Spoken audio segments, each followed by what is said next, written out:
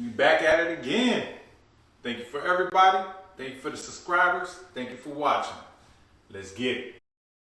I fucking hate ballet. All right. Welcome back to Truly Taming Views. Today we're diving into Abigail, the 2024 horror comedy that takes the vampire genre to bold, bloody, and hilarious heights.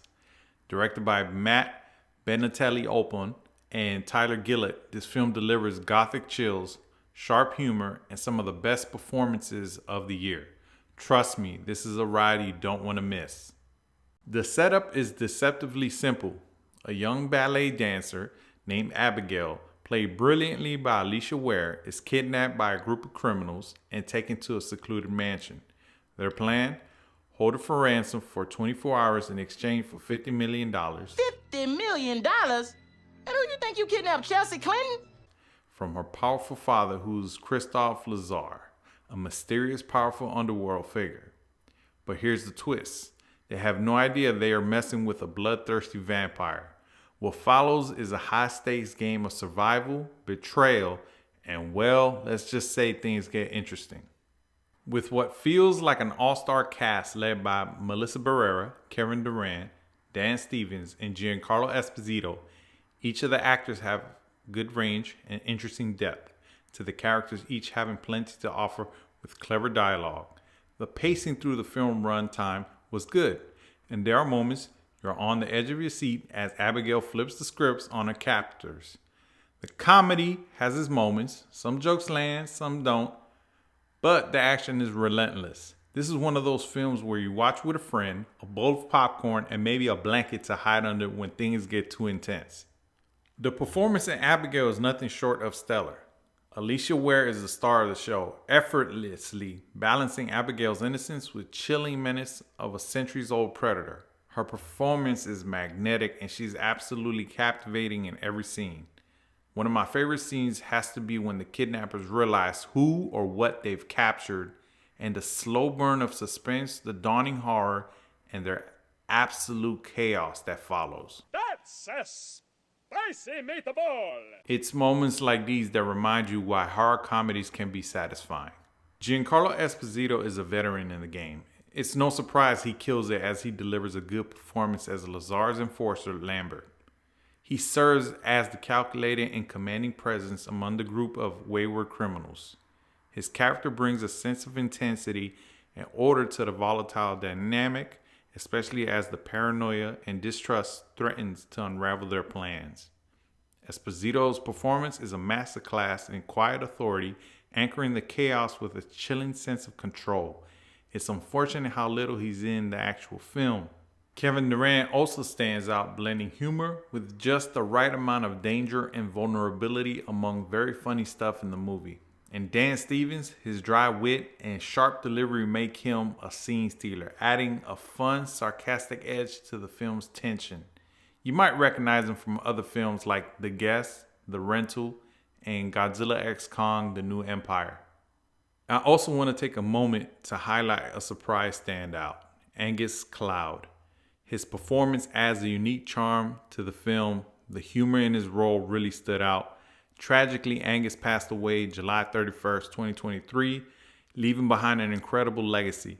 At the time of his passing, he had roles in 3 unreleased films: Your Lucky Day, Abigail, and Freaky Tales.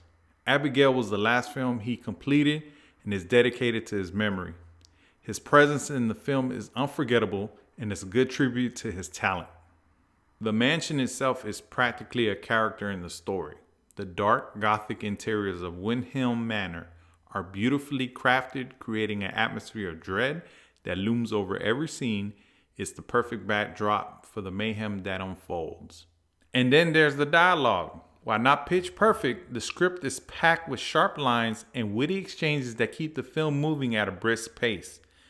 Whether it's the kidnappers squabbling as their plans unravels, or Abigail's chillingly calm threats, the dialogue is just as much as a highlight as the action. One of the best things about Abigail is how it keeps you guessing.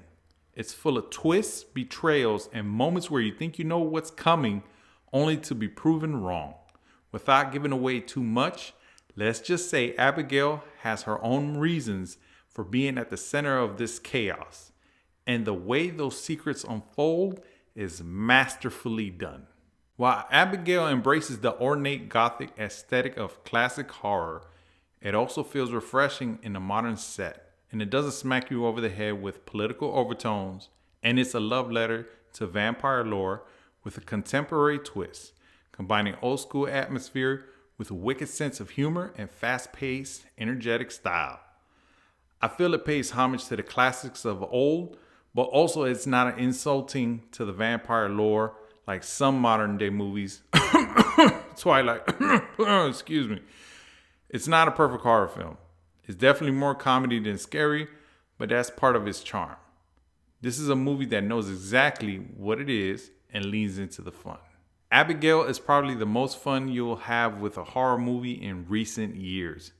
It did become a bit goofy with unnecessary tones towards the climax, but it doesn't ruin the film. It's simple, knows what it wants to be, with a pitch-perfect ensemble cast, stunning set pieces, exquisitely timed moments of humor, and an unforgettable lead performance from Alicia Ware. It's an entertaining movie. Catherine Newton also delivers a standout performance, adding depth and flair to a film already brimming with a unique array of characters. Without venturing into spoiler territory, Abigail offers plenty to sink your teeth into. No pun intended. A seamless blend of horror and comedy sets it apart, making it a refreshing take on the vampire genre. While some purists might find the film's lighter tone unexpected, that's precisely what makes it work. Whether you're a fan of bloodsuckers or just in the mood for a wickedly fun time, Abigail is a must-watch. And honestly, with a world this entertaining, I wouldn't mind revisiting it in a sequel, so long as it keeps that perfect mix of scares and laughs intact. I'm going to give Abigail an above average rating. So grab some friends and family members, grab some snacks, and enjoy yourself. It's a blast from start to finish. Have you seen Abigail yet? What did you think? Let me know in the comments below. Don't forget to like, subscribe, and join me next time for another review on Truly Tainted Views, where we keep it real, one movie at a time. Until then, stay sharp, fangs and all. God bless, and keep chasing your passions.